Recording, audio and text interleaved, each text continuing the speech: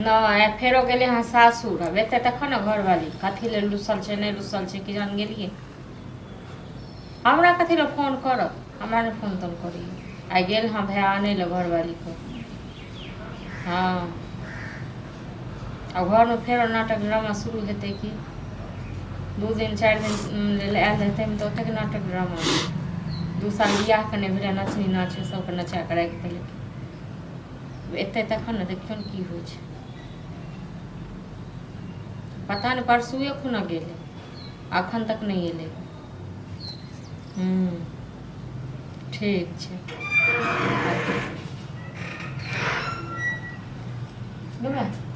आबि गेल भेल ना अच्छा भेल ना कथी कहियो करे छले झगड़ा ना भेल ना अच्छा अब नहीं ना एते हमर घरवाली नहीं आ तो घरवाली हम झगड़ा करे छ ना मतलब हां त रहै छल त लगे छल बम कहते एलो होइयो सासु मामा का कथी हमर बंटवारा करियो हमर घरवाली कल के जब तक बंटवारा नहीं होता तोरा अंगना नहीं जेबो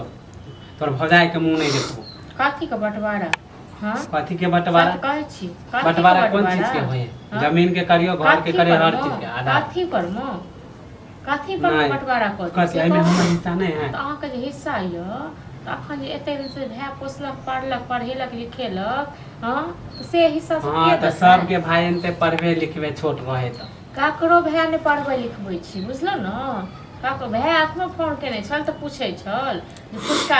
की भेले सासुर गेल ला कनिया लेके नहीं एलै आ अहाँ एलो ओतै से मतलब कान भर देलक सस हां त हमर भैया ठीक है अहाँ के बोली से हमर कनिया भागल ना हमरा बोली से कहब न त फेरो मिर्चाई लागत बुझलो कथी हमरा मिर्चाई लगता है ताहि दुआरे सही से बाजू बेदाय बोले छी त लगे है 2 दिन 4 दिन घर वाली है ना बियाह के 6 महीना नहीं भेला घर वाली के माथा पर चढ़ के नाच करियो हां हमरा माथा पर नहीं चढ़ा के रखने ओहो अच्छे बात बोल अच्छे बात कहइयो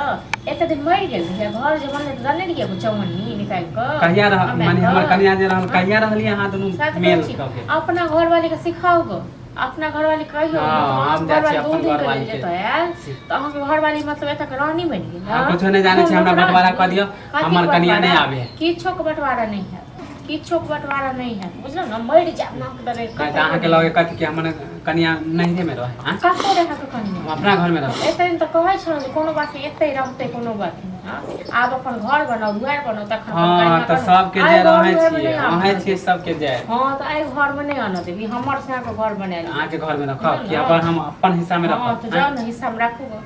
अखन जमीन के कोनो बंटवारा बटूरी नहीं हां त भैया के फोन करके कहियो करबे जमीन के बंटवारा को सासू सासू में जब बसे हम कला हमर कुत्ता काटने की सासू में साथ तो अपन जमीन में हम कुछ करब अहाँ के की मतलब किछो करब मतलब सास ससुर ओत से कान भरलक आ एते हमरा लग अथी कर लगलो नहीं त सास ससुर हमर नीक नहीं है का सास ससुर यार कहते तो हमरा सास ससुर के बोल नीक नहीं है का सास ससुर पर नहीं दोसर घर फुटकावे छै न तो नहीं ओकर अपन घर अपन हक लेल कोई लड़ते त माने अथी है कथी कह ऐसे दिन हक पर हिस्सा दे कत से गेल बिया हां त ओइ टाइम में हमरा बुझ नहीं छ बुझ नहीं छ हमर घर वाली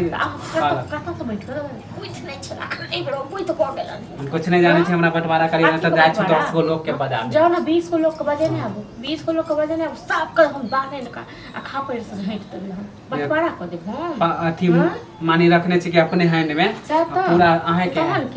तहन की अखन कोन बंटवारा बुटूरी अखन नहीं है सुनो न नहीं हमर माय बाप मर गेले त हेले ना हर पे छिए मर गेले त कई 3 हर पे छिए कि पूरा जमीन हमरे पर पूरा घर हां बैठ देते काल मरी हां तब टुनकी पर चढ़ी छी